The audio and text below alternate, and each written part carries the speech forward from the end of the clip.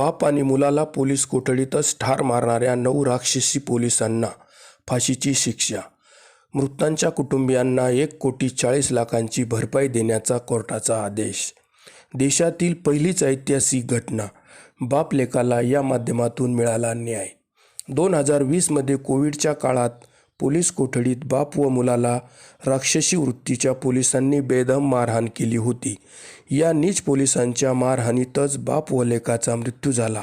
या प्रकरणी मद्रास उच्च न्यायालयाच्या मदुराई खंडपीठाने बाप लेकाच्या हत्येप्रकरणी 9 पोलिसांना दोषी ठरवले असून या दोषींना फाशीची शिक्षा सुनावली आहे. तर पोलिसांनी मृत बाप लेकांच्या कुटुंबियांना 1,40,00,000ची नुकसान भरपाई देण्याचे आदेश दिले आहेत.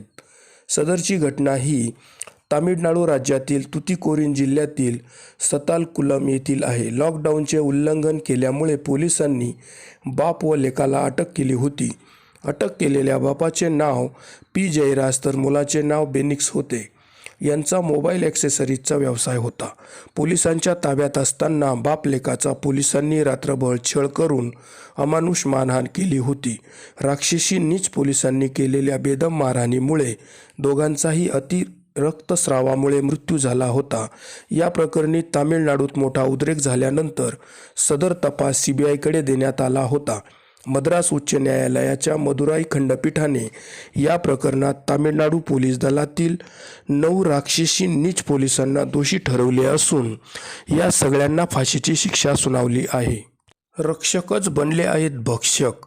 देशातील पोलीस मग ते कोणत्याही राज्यातील असो राजकारण्यांच्या हातातील बाहुले बनले आहेत.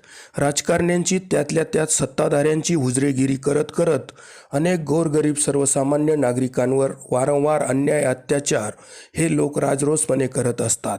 त्यातील ठराविकच घटना समोर येत असतात. बाकीच्या दादागिरी पैसा दबाव आणून दाबून टाकण्यात हे नीच राक्षसी पोलीस माहीर आहेत. पोलीस हे जनतेचे रक्षण करण्यासाठी आहेत, पण हे रक्षकच जनतेवर दादागिरी करतात. सर्वसामान्य लोकांचे गुन्हे दाखल देखील करून घेतले जात नाही. तक्रार देण्यास गेले तर हे तक्रारदारालाच आरोपी ठरवतात. हरामाचे पैसे घेऊन क्रॉस कंप्लेंट केल्या जातात. लाखो हजारोंच्या तडजोडी केल्या जातात.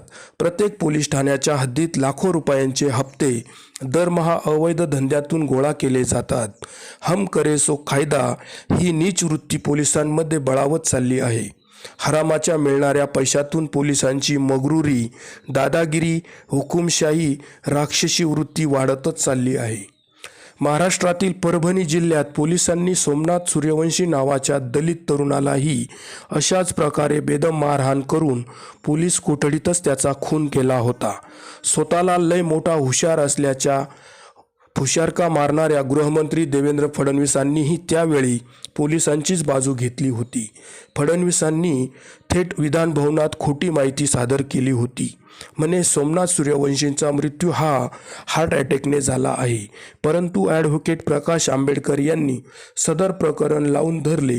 त्यातून तपासाअंती फडणवीसांच्याच पोलिसांनी सोमनाथला पोलीस कोठडीतच बेदम मारहाण करून खून केल्याचे स्पष्ट झाले व वारंवार आभाळ हेपालणारे फडणवीस तोंडावर आपटले. सोमनाथचे मारेकरी राक्षसी पोलीस अद्यापही मोकाटच आहे. त्यामुळे त्यांना देखील फाशीची शिक्षा देण्यात यावी. सोमनाथच्या कुटुंबियांना देखील नुकसान भरपाई मिळावी अशी राज्यातील जनतेची अपेक्षा आहे.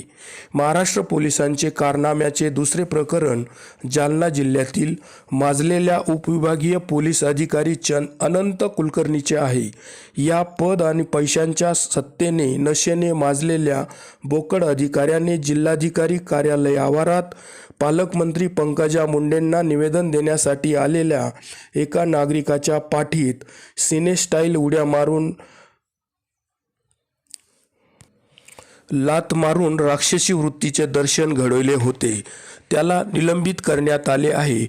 परंतु फक्त निलंबन ही काही माजलेल्या राक्षसी पोलिसांवर कारवाई समाधानकारक नाही.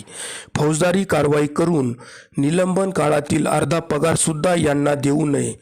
मोठमोठ्या गप्पा मारणाऱ्या अपयशी गृहमंत्र्यांनी या दोन्ही प्रकरणी तामिळनाडूप्रमाणे कारवाईसाठी प्रयत्न करावेत. राक्षसी वृत्तीच्या पोलिसांचे अनेक किस्से घटना आहेत. हे अधिकारी अनेकदा जनतेला माज दाखवतात.